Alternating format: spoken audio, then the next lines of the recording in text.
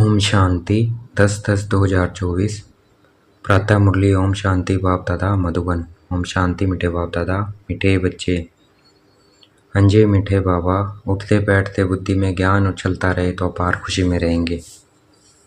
अगर ज्ञान ही हमारी बुद्धि में उछलता रहे तो हम अपार खुशी में रहेंगे। प्रश्न है, तुम बच्चों को किसके संग से बहुत बहुत संभाल करनी है? उत्तर, जिनकी बुद्धि में बाप की याद नहीं ठहरती है, बुद्धि इधर उधर भटकती है रहती है, उनके संग से तुम्हें संभाल करनी है। उनके अंग से अंग भी नहीं लगाना चाहिए, क्योंकि याद में न रहने वाले वायुमंडल को खराब करते हैं। प्रश्न है, मनुष्य को पश्चाताप कब होगा? उत्तर, जब उन्हें पता पड़ेगा कि इन्हें पढ़ाने वाला स्वयं भगवान है, तो उनका मुंह फीका पड़ जाएगा और पश्चाताप करेंगे कि हमने गफलत की पढ़ाई नहीं पढ़ी। ओम शांति। अब रूहानी यात्रा को तो बच्चे अच्छी तरह से समझते हैं। कोई भी हठ योग की यात्रा होती नहीं है। यह है याद। याद के लिए कोई भी तकलीफ की बात नहीं है। बाप को याद करना, इसमें कोई तकलीफ नहीं है। यह क्लास है, इसलिए सिर्फ कायदे सिर बैठना होता है। तुम बाप के बच्चे बने हो, बच्चों की पालना हो रही है। कौन सी पालना? अविनाशी ज्ञान रत्नों का खजाना मिल रहा है। बाप को याद करने में कोई तकलीफ नहीं है। सिर्फ माया बुद्धि का योग तोड़ देती है। बाकी बैठो बल कैसे भी, उनसे कोई याद का ताल्लुक नहीं है।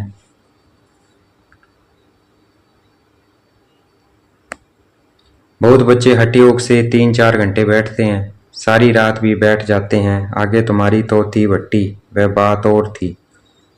वहां तुमको धंधा दौरी तो था नहीं, इसलिए सिखाया जाता है था। अब बाप कहते हैं तुम गृहस्थ व्यवहार में रहो, धंधा दौरी भी बल करो, कुछ भी काम काज करते बाप को याद करना है।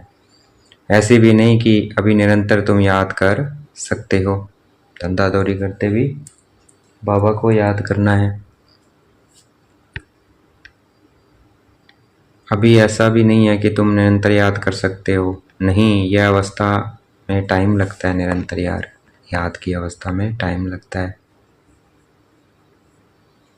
निरंतर याद ठहर जाए फिर तो कर्मातीत अवस्था हो जाए। अगर निरंतर याद ठहर जाए तो कर्मातीत अवस्था हो जाए। बाप समझाते हैं, बच्चे ड्रामा के प्लान अनुसार अब बाकी थोड़ा समय है। सारा हिसाब भी बुद्धि में रहता है। कहते हैं क्राइस्ट से 3000 वर्ष पहले भारत ही था, उनको स्वर्ग कहा जाता था। अभी उनको 2000 वर्ष पूरे होते हैं, 5000 वर्ष का हिसाब हो जाता है। 2000 वर्ष हो गए हैं। 3000 साल पहले उन्होंने क्या कहा? क्राइस्ट ने कहा कि 3000 वर्ष पहले भारत ही था। क्या था? स्वर्ग था। उनको स्वर्ग कहा जाता था। सिर्फ भारत ही खंड था और कोई खंड ही नहीं था, और उसको स्वर्ग कहा जाता था। अभी उनके 2000 वर्ष पूरे होते हैं, 5000 वर्ष का हिसाब हो जाता है। तो टोटल कितने हो गए? 5000 साल पहले। देखा जाता है तुम्हारा नाम सारा विलायत से ही निकलेगा, क्योंकि उन्हों की बुद्धि फिर भी भारतवासियों से तिखी है। भारत से पीस भी वह मांगते हैं। भारत से पीस भी वह मांगते हैं। भारतवासियों ने लाखों वर्ष कहकर और सर्वव्यापी का ज्ञान देकर बुद्धि बिगाड़ दी है। तमो प्रधान बन गए हैं। वह इतने तमो प्रधान नहीं बने हैं। उन्हों की बुद्धि तो बड़ी तिखी है। उन्हों का जब आवाज निकलेगा तब भारतवासी जागेंगे, क्योंकि भारतवासी एकदम घोर नींद में सोए हुए हैं। वह थोड़े सोए हुए हैं। उन्हों से आवाज अच्छा निकलेगा। विलायत से आए भी थे कि हमको कोई बतावे पीस कैसे हो सकती है, पीस कैसे हो सकती है, क्योंकि बाप भी भारत में ही आते हैं। यह बात तो तुम बच्चे ही बता सकते हो। दुनिया में फिर से वह पीस कब और कैसे होगी? तुम बच्चे तो जानते हो बरोबर पैराडाइज अथवा हेवन था। नई दुनिया में भारत पैराडाइज था, या और कोई भी नहीं जानते हैं। मनुष्य की बुद्धि में यह बात ही बैठ गई है कि ईश्वर सर्वव्यापी है और कल्प की आयु लाखों वर्ष कह दी है। सबसे जास्ती पत्थर बुद्धि यह भारतवासी बने हैं। ये गीता शास्त्र आदि सब भक्ति मार्ग के हैं, फिर भी यह सब ऐसे ही बनेंगे। बल ड्रामा को जानते हैं, फिर भी बाप तो क्या है, बाप तो पुरुषार्थ कराते हैं। तुम बच्चे जानते हो विनाश तो जरूर होगा, बाप आए ही हैं नई दुनिया की स्थापना करने। यह तो खुशी की बात है, जब कोई बड़ा इम्तिहान पास करते हैं तो अंदर में खुशी होती है ना, हम यह सब पास कर यह देवता जाकर बनेंगे। सारा पढ़ाई पर मदार है, तुम बच्चे जानते हो बरोबर बाप हमको पढ़ाई यह बनाते हैं, हमको पढ़ाकर यह बनाते हैं। बरोबर पैराडाइज हेवन था, मनुष्य तो बेचारे बिल्कुल ही मूंझे हुए हैं। वेद के बाप के पास जो ज्ञान है वह तुम बच्चों को दे रहे हैं, बाप की तुम महिमा करते हो। बाबा नॉलेजफुल है, फिर ब्लिसफुल भी है, खजाना भी उनके पास फुल है। तुमको इतना साहूकार कौन बनाता है, यहाँ तुम क्यों आते हो वर्षा पाने। अगर कोई की तंदुरुस्ती अच्छी है परंतु धन नहीं है तो धन बिगड़ क्या होगा। वैकुंठ में तो तुम्हारे पास धन रहता है, यहाँ जो जो साहूकार हैं उनको नशा रहता है, हमारे पास इतना धन है। यह कारखाने आदि हैं। शरीर छोड़ा खलास, यह कारखाने, शरीर छोड़ा सब खलास। तुम तो जानते हो हमको बाबा 21 जन्मों के लिए इतना खजाना दे देते हैं। बाप खुद तो खजाने का मालिक नहीं बनता है, तुम बच्चों को मालिक बनाते हैं। यह भी तुम जानते हो विश्व में शांति तो सिवाय गॉड फादर के कोई स्थापन कर न सके। सबसे फर्स्ट क्लास चित्र यह त्रिमूर्ति गोला है, त्रिमूर्ति गोला है। इस चक्कर में ही सारा ज्ञान भरा हुआ है। तुम्हारी ऐसी कोई वंडरफुल चीज़ होगी तब वह समझेंगे इसमें ज़रूर कोई ऐसा राज है। बच्चे कोई कोई छोटे छोटे खिलौने बनाते हैं, वह बाबा को पसंद नहीं आते हैं। बाबा तो कहते हैं बड़े चित्र लगाओ तो दूर से कोई पढ़कर समझ सके। मनुष्य अटेंशन बड़ी चीज़ पर देंगे। इसमें क्लियर दिखाया हुआ है, उस तरफ है कलयुग, इस तरफ है सतयुग। बड़े बड़े चित्र होंगे तो मनुष्य का अटेंशन खींचेगा। टूरिस्ट भी देखेंगे, समझेंगे भी। वह अच्छी तरह से यह भी जानते हैं क्राइस्ट से 3000 वर्ष पहले स्वर्ग था। बाहर तो ऐसे नहीं जानते। 5000 वर्ष का हिसाब तुम क्लियर समझाते हो, तो यह इतना बड़ा बनाना चाहिए जो दूर से देख सकें और अक्षर भी पढ़े, जिससे समझें कि दुनिया की अंत तो बरोबर है। बॉम्ब्स तो तैयार होते रहते हैं, नेचुरल क्लाइमेटीज भी होगी। तुम विनाश का नाम सुनते हो तो अंदर में खुशी बहुत होनी चाहिए, परंतु ज्ञान ही नहीं होगा तो खुशी भी हो न सके। बाप कहते हैं देश सही सब कुछ छोड़ अपने को आत्मा समझो, अपनी आत्मा का योग मुझ बाप के साथ लगाओ। ये है मेहनत की बात। पावन बनकर ही पावन दुनिया में आना है। तुम समझते हो हम ही बादशाही लेते हैं फिर गवाते हैं। यह तो बहुत सहज है, उठते बैठते चलते अंदर में टपकना चाहिए। जैसे बाबा के पास ज्ञान है ना, बाप आए ही हैं पढ़ाकर देवता बनाने, तो इतनी अथाह खुशी बच्चों को रहनी चाहिए ना। अपने से पूछो, इतनी अथाह खुशी है।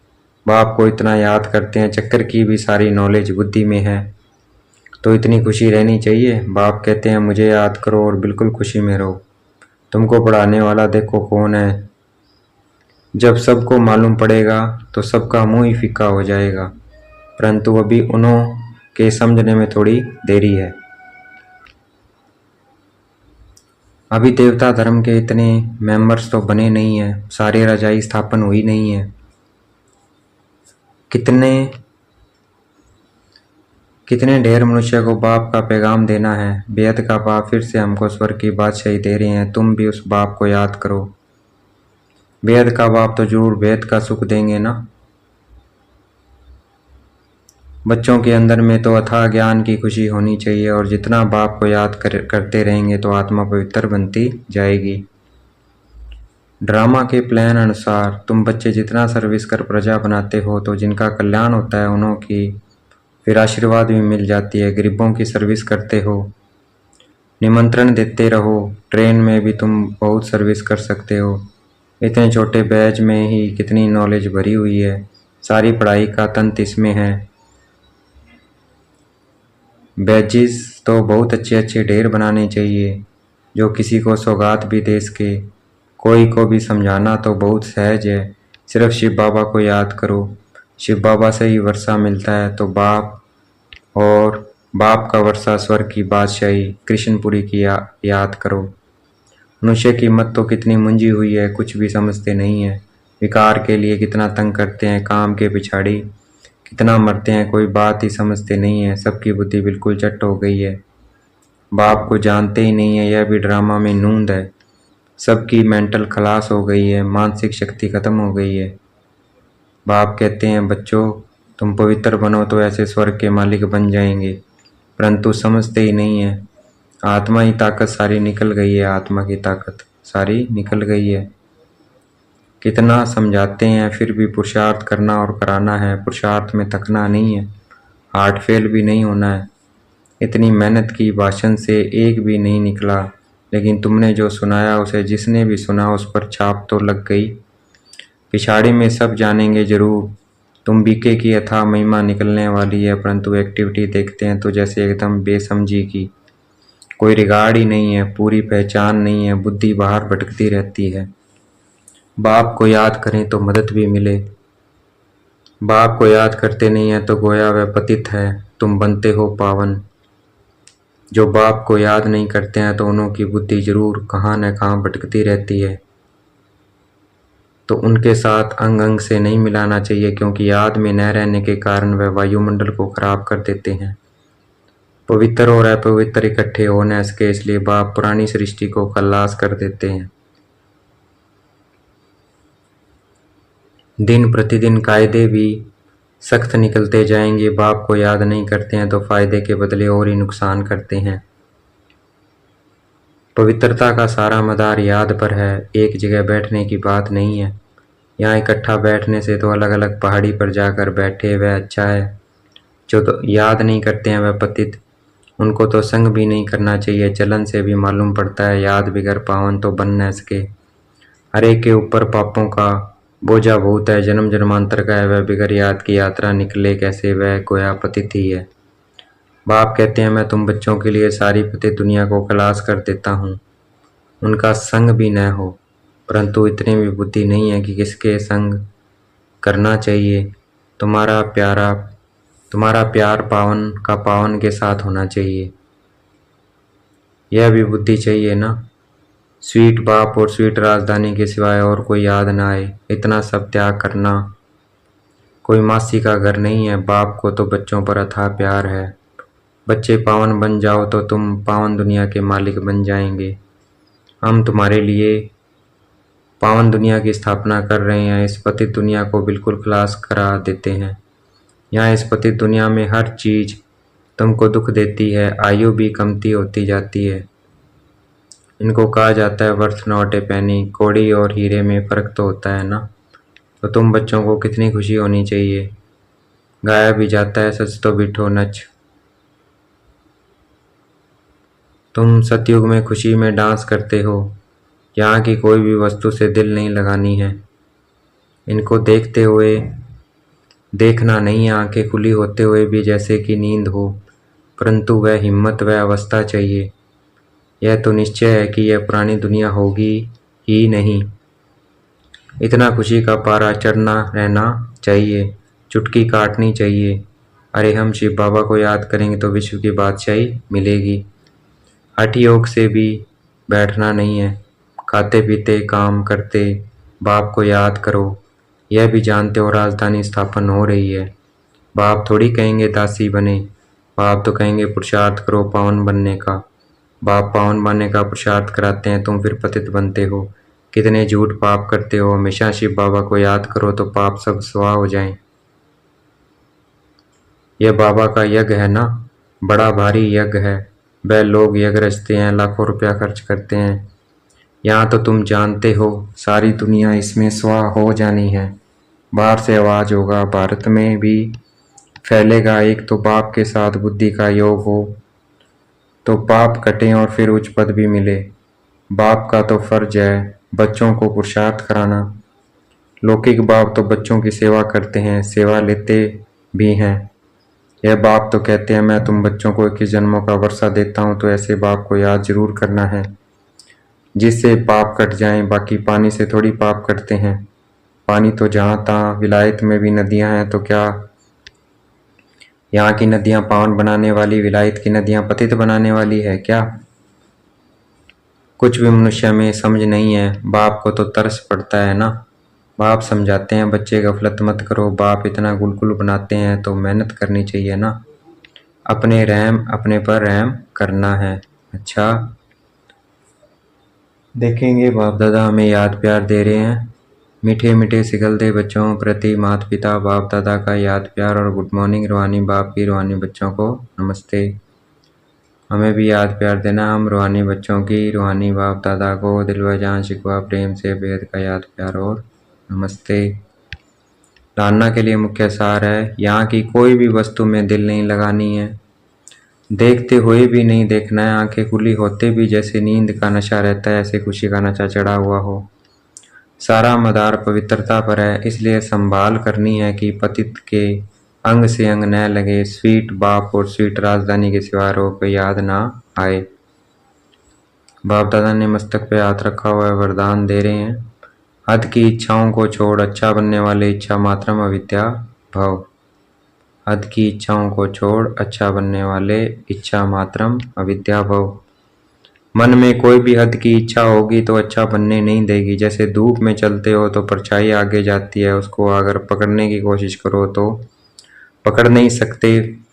पीट करके आ जाओ तो परछाई पीछे पीछे आएगी।